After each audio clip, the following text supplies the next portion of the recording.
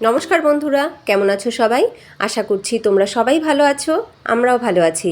রমা মুম্বাই ব্লগে তোমাদের সবাইকে স্বাগত। চলে এলাম আর একটা নতুন ভিডিও নিয়ে। আজকে ছুটির দিন। আজকে বর আর ছেলে দুজনেই বাড়িতেই আছে। তো বাবাই এখন গেছে ড্রয়িং ক্লাসে, আর আমার বর গেছে বাজারে। আমি আজকে আর বাজারে গেলাম না। আজকে না ওয়েদারটা বেশ ভালো আছে, বেশ ভালো, একটু রোদ উঠেছে, অনেক দিন বাদে রোদ উঠেছে। তো যে কারণে ভাবলাম কয়েকটা জামা কাপড় কেচে শুকিয়ে নিই। তো যেগুলোকে ধুয়েছি সেগুলোকে জানলার দিকে মেলে দিয়েছি।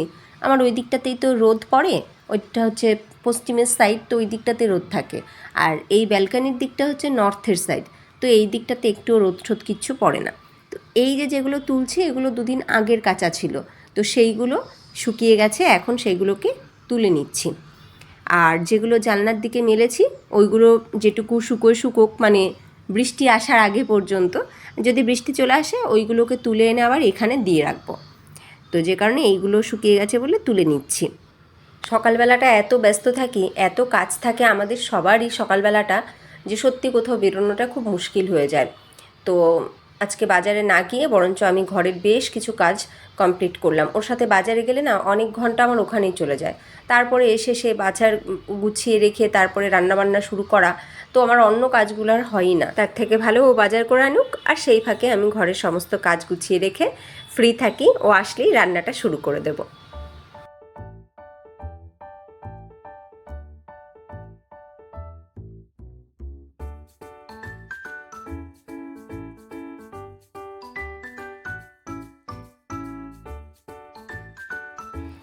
অনেকগুলো জামা কাপড় কেচেছিলাম একসাথে, ওই কারণে দেখো এখানে অনেক জামা কাপড় রয়েছে। কারণ মেশিনে দিলে না একসাথে বেশ কিছুটা গুছিয়ে তারপরে মেশিনে দিই। মেশিনটা সপ্তাহে একদিন চালানোর চেষ্টা করি, তো একদিন হয় না, এখন দুদিন হয়ে যায়। ওর পাপা যখন দিল্লিতে ছিল তখন ওরকম আমি 15 দিনে একদিন চালাতাম, এরকম ভারী ভারী বেশ কিছু জামা কাপড় গুছিয়ে রেখে তারপরে একসাথে 15 দিনে একদিন চালাতাম। কিন্তু এখন হয়ে গেছে সপ্তাহে একদিন থেকে দুদিন চালাতেই হয়, যেহেতু ওর প্রতিদিনের অফিসের যাওয়া আসা ড্রেস থাকে, বাবার স্কুলের ড্রেসগুলোও থাকে। তো যে কারণে এখন সপ্তাহে মোটামুটি দুদিন চালানো হয়ে যায়। তো আমি তাও চেষ্টা করি অনেকটা একসাথে গুছিয়ে তারপরে চালাতে। আর কারেন্ট বিল যা আসছে সত্যি।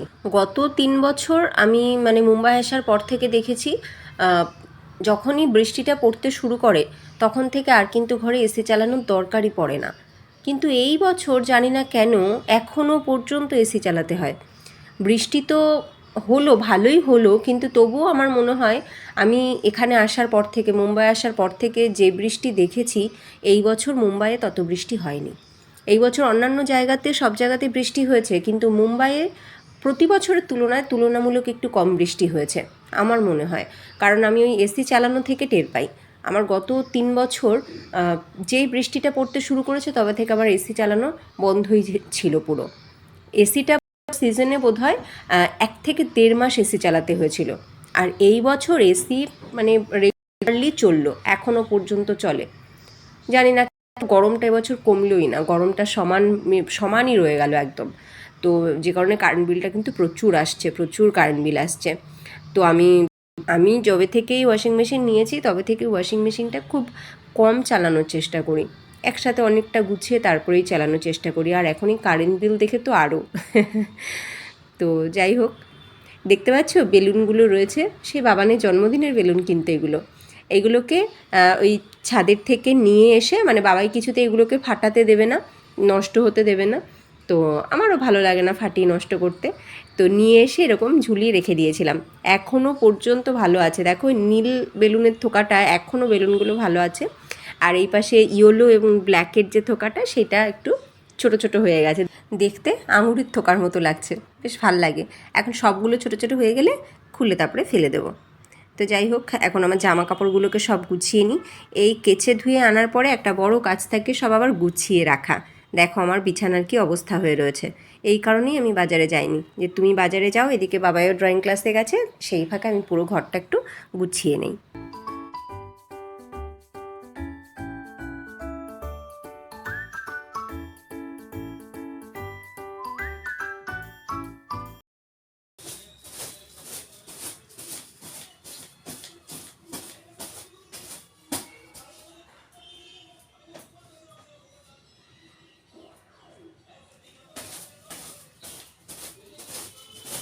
জামা কাপড়গুলোকে সব গুছিয়ে রেখে খাটটাকেও পরিষ্কার করে নিলাম। আমার অনেক বড় একটা কাজ মিটলো, তবে সময় নেহাত কম লাগলো না এতে। এইবার কয়েকটা ধোয়া ছিল স্নান করে উঠে, যেগুলো ধুয়ে রেখেছিলাম সেগুলোকেও মেলে দিই। আমার এই জানলা দিয়ে না এত সুন্দর হাওয়া আসে কি বলবো। এটা তো 7th ফ্লোর, মানে আমাদের বাংলা 8তলা। তো সেই 8তলার উপরে এত সুন্দর যে হাওয়া আসে কি বলবো। আমি এই হাওয়াটা দেখেই বরঞ্চ বলতে পারো রুমটা নিয়েছিলাম।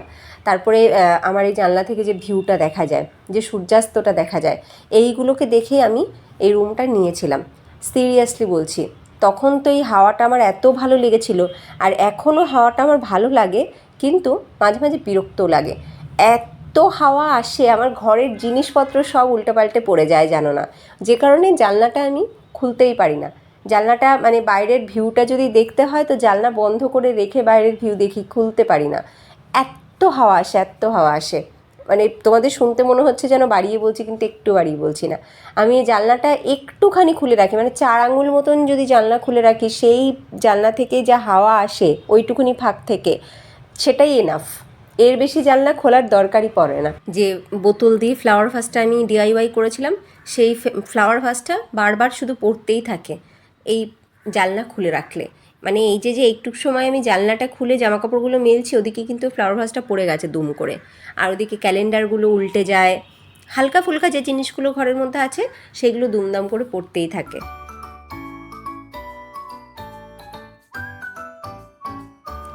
দেখো, এই ঝুলিয়ে রাখা পটগুলোতে পর্তুলিকা বা টাইম ফুল গাছগুলোকে রাখাতে আমার দুটো ফায়দা হয়েছে। এক তো দেখতে খুব সুন্দর লাগছে ঝুলিয়ে রাখাতে, আর দ্বিতীয়ত জায়গাটা বেঁচেছে। নিচে এগুলোকে রাখলে ওই দোপাটি গাছগুলো একদম গায়ে গায়ে হয়ে গেছিলো, তাই এগুলোকে উপরে তুলে দেওয়াতে দোপাটি গাছগুলোকে আবার একটু সরিয়ে সরিয়ে রাখতে পেরেছি। এই দেখো, আকাশটা মেঘলা কিন্তু রোদও উঠেছে, হালকা মেঘলা আছে, মানে বৃষ্টি হবে, হবে না তা নয়, বৃষ্টি হবে, কিন্তু এখনও পর্যন্ত হয়নি। রাস্তাঘাটগুলো একটু শুকিয়েছে জানো তো, দেখো রাস্তাঘাটগুলো একটু শুকিয়েছে। মা বলছিল মার গাছে নাকি দোপাটি গাছে ফুল ফুটতে শুরু করেছে, কিন্তু আমার গাছে এখনও একটা কড়িও আসেনি। কবে যে ফুল ফুটবে আমি শুধু সেই অপেক্ষাতে আছি। আর ভালো লাগছে না, মনে হচ্ছে এবার ফুল ফুটুক, অনেক দিন তো হলো। আর গাছগুলো খুব সুন্দর তরতাজা হয়েছে, দেখো কি সুন্দর হাওয়া হচ্ছে।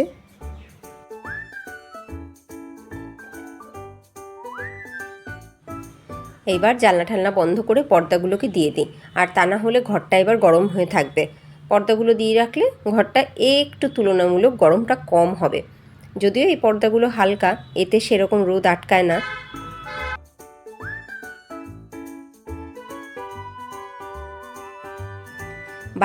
বাজার তো চলে এসেছে, এইবার রবিবারের রান্নাটা শুরু করে দিই। রবিবারের স্পেশাল লাঞ্চ, কিচ্ছু করবো না, একদম প্লেন খাবার, তবে সেটাই দারুণ সুস্বাদু। আজকে রান্না করছি ইলিশ ভাতে। আচ্ছা, তোমরা কি খেয়েছো কখনো ইলিশ ভাতে? এটা কিন্তু ওপার বাংলার রান্না, আমার মা এই রান্নাটা করে। জানো তো, আমি মাছ খেতাম না যবে থেকে আমি নিজে হাতে খাওয়া শিখেছি, তবে থেকে মাছ খেতাম না। যবে পর্যন্ত মা খাইয়ে দিত তখন মা খাইয়ে দিত মাছ, কিন্তু আমি নিজে খাওয়া শেখার পর থেকে মাছই খেতাম না। আবার নতুন করে মাছ খাওয়া শিখেছি আমার ছেলে হওয়ার পরে। প্রায় বহু বছর, হিসাব করে বলতে হবে কত বছর আমি মাছ খাইনি। তো ছেলে হওয়ার পরে আবার মাছ খাওয়া শিখেছি, সেটাও চাপে পড়ে। মানে আমার বর যখন বাবাইকে ভাত খাওয়ানো শুরু করলাম, আর বাবাইকে একটু একটু করে মাছ দেব, তো সেই সময় আমাকে বলল, তুমি যদি মাছ না খাও তাহলে আমি একা খাওয়ার জন্য মাছ আনবো না। ছেলে আর কতটুকু মাছ খাবে, পুরোটা আমাকে খেতে হবে, তো তুমি না খেলে মাছ আনবো না। এবার আমি দেখলাম যে তাহলে কি করে হবে, বাবাইকে তো একটু মাছ দিতে হবে, ওকেও মাছ খাওয়াতে শেখাতে হবে। তো যে কারণে ওর চাপে পড়ে আমি একটু একটু করে মাছ খাওয়া শিখলাম। বলতে পারো আমার বরই বিয়ের পরে আমাকে মাছ খাওয়া শেখালো, বিয়ের পরে না, ছেলে হওয়ার পরে। তো যাই হোক, এখন মোটামুটি খাই মাছ, তবে সব মাছ খাই না, হাতে গোনা কয়েকটা মাছই খাই। এই রান্নাটা যখন মা করতো তখন তো আমি এর স্বাদ বুঝতাম না, কারণ আমি খেতাম না মাছ। তবে এই ইলিশ ভাতের দেওয়ার পরে ইলিশ মাছটাকে বাদ দিয়ে শুধু ভাতটা আমি নিতাম জানো তো। আমি বলতাম আমাকে কিন্তু ওই ভাতটা দেবে মা। মা বলতো ভাত কেন খাবি, মাছটাও এক পিস নে না, কিন্তু তখন আমি নিতাম না, তখন স্বাদই তো বুঝতাম না। তবে এখন বুঝি, এখন সেই ইলিশ মাছ খাওয়ার জন্য আমি তো পাগল হয়ে গেছিলাম। আর আজকে মার সেই স্পেশাল রেসিপিটা আমি করছি। এটা তোমরা ওপার বাংলার যারা আছো তারা অবশ্যই খেয়েছো কখনো না কখনো, আর যারা খাওনি তাদেরকে বলি এই রান্নাটা একবার অন্তত করে খেয়ে দেখো। ভীষণ সিম্পল আর চট জলদি তৈরি হয়ে যাওয়া সব থেকে টেস্টি ইলিশের রেসিপি কিন্তু এটাই আমার মতে। মাত্র দুটো উপকরণ এতে দরকার পড়ে, এক হচ্ছে জিরে আর হচ্ছে কাঁচা লঙ্কা। জিরে আর কাঁচা লঙ্কা বাটা, তার সাথে একটু নুন, হলুদ আর কাঁচা সর্ষের তেল, ব্যাস এই 5টা উপকরণই দরকার, বিশেষ কিচ্ছু না, যা আমাদের ঘরে সবসময় অ্যাভেলেবেল। সে কাঁচা লঙ্কা আর জিরে বাটা, তার সাথে নুন, হলুদ আর কাঁচা সর্ষের তেল দিয়ে মাছটাকে ম্যারিনেট করে নিতে হবে। আর এইরকম ধোয়া ওঠা ভাত, একদম ধোয়া ওঠা, মানে সবেমাত্র ফ্যান কেড়ে তুলেছো সেই ভাত একটা পাত্রতে নিয়ে তার উপরে বসিয়ে দিতে হবে এই ম্যারিনেট করা মাছগুলো। আর এই পুরো প্রসেসটা করতে হবে ভীষণ স্পিডে করতে হবে, যাতে ভাতটা থেকে গরম যে ধোয়াটা, গরম ভাবটা কোনোভাবেই বেরিয়ে না যেতে পারে। একদম সেই ধোয়া ওঠা ভাতটা তার উপরে বসিয়ে দিয়ে এইবার এই মাছের পিসের উপরেও আবার দিয়ে দেবো এই গরম ধোয়া ওঠা ভাত। ভালো করে চাপা দিয়ে দিয়ে ভাতটা দিতে হবে।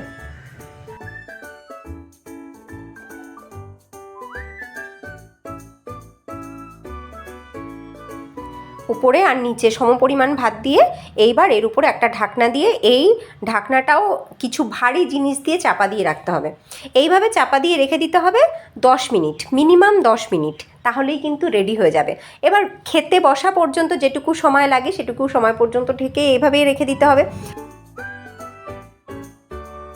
ঢাকনাটা তোলার পরে যে গন্ধটা নাকে আসবে, বিরিয়ানি ফেল গন্ধ আসবে নাকে, আর সেই গন্ধতেই কিন্তু খাওয়াটা হয়ে যাবে। এত টেস্টি এই রেসিপিটা, যারা খেয়েছো তারা তো জানোই। আমি বেশ কিছুক্ষণ ঢাকা দিয়ে রেখেছিলাম, এইবার আমরা খেতে বসবো। ঢাকনা খুলে নিয়েছি, উফ যা গন্ধ বেরোচ্ছে কি বলবো তোমাদেরকে আমি, অসম্ভব সুন্দর গন্ধ বেরোচ্ছে। এই গন্ধতেই মানে আর তর সইছে না কখন খেতে বসবো। উপর থেকে অল্প অল্প ভাত সরিয়ে নিয়ে এইবার বেরিয়ে এসেছে মাছের রানী ইলিশ। উফ দারুণ। এবার আমি 3 প্লেটে আগে খাবার বেড়ে নিই।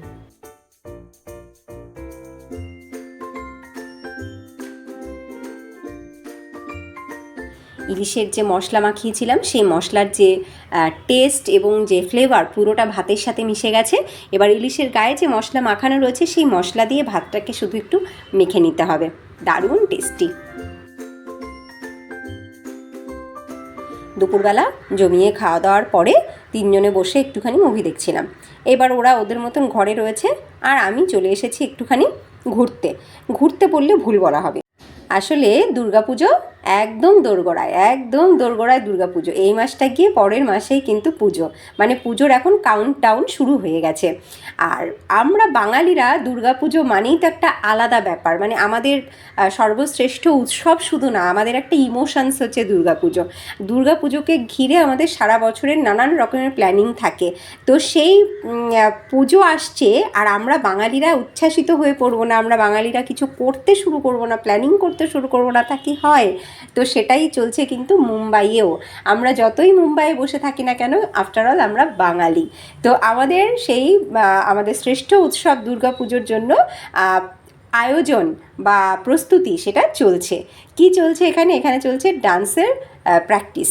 আমাদের এখানে যে বেঙ্গলি ক্লাব আছে সেই বেঙ্গলি ক্লাবে পুজোর কয়দিনই, মানে পুজোর 5টা দিনই কিন্তু প্রোগ্রাম হয়। আগে বোধহয় 3 দিন হতো, এখন সেটা 4 দিন থেকে 5 দিনে গিয়ে দাঁড়িয়েছে। প্রতিদিনই প্রোগ্রাম থাকে সন্ধ্যাবেলা, কারণ প্রচুর বাঙালি আছে এখানে। সেই সমস্ত বাঙালি ফ্যামিলির যে বাচ্চারা রয়েছে সেই বাচ্চাদেরকে নিয়ে প্রোগ্রাম চলে। এখন বাচ্চারা শুধু নয়, বড়দেরও কিন্তু রীতিমতন প্রোগ্রাম থাকে। যেরকম আমাদের ওয়েস্ট বেঙ্গলে সমস্ত দুর্গাপুজোর যে মণ্ডপে প্রতিদিন একটা ফাংশন থাকে না, প্রতিদিনের প্রোগ্রাম থাকে, নাচের, গানের, সাংস্কৃতিক কালচারাল প্রোগ্রাম। তো সেই কালচারাল প্রোগ্রাম কিন্তু এখানেও হয়।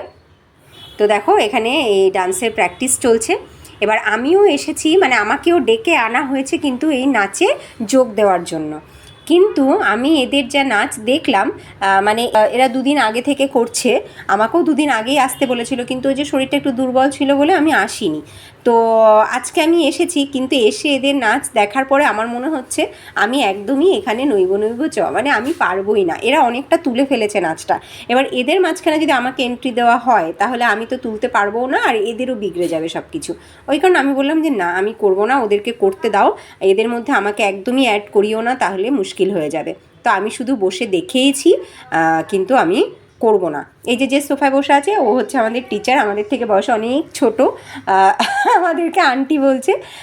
ওই আমাদেরকে নাচটা তোলার ছিল, বাট আমি করলাম না। আমি গেলাম, নাচ দেখলাম, এনজয় করলাম, নাচ করলাম না, বাড়ি চলে আসলাম। কিন্তু আমার একটা ফায়দাও হয়েছে, নিয়ে এসেছি তিনটে তুলসী চারা। তিনটে তুলসী চারা নিয়ে আমি বাড়ি চলে এসেছি। এখন চারাগুলোকে জলের মধ্যে রেখে দিলাম, এখন জলের মধ্যেই থাক, কালকে এগুলোকে আমি পাত্রতে মানে টবে লাগাবো। তো চলো, আজকের ভিডিওটা আমি এখানেই এন্ড করি। তোমাদের পুরো ভিডিওটা কেমন লাগলো অবশ্যই কমেন্টে জানাবে। যদি তোমাদের ভালো লাগে ভিডিওটা লাইক করো, আর নতুন বন্ধুরা যদি তোমাদের ভালো লাগে লাইক করে সাবস্ক্রাইব করে আমাদের সাথে থেকো। তোমাদের সাথে দেখা হবে নেক্সট ভিডিওতে, ততক্ষণ তোমরা সবাই ভালো থেকো, সুস্থ থেকো, টাটা।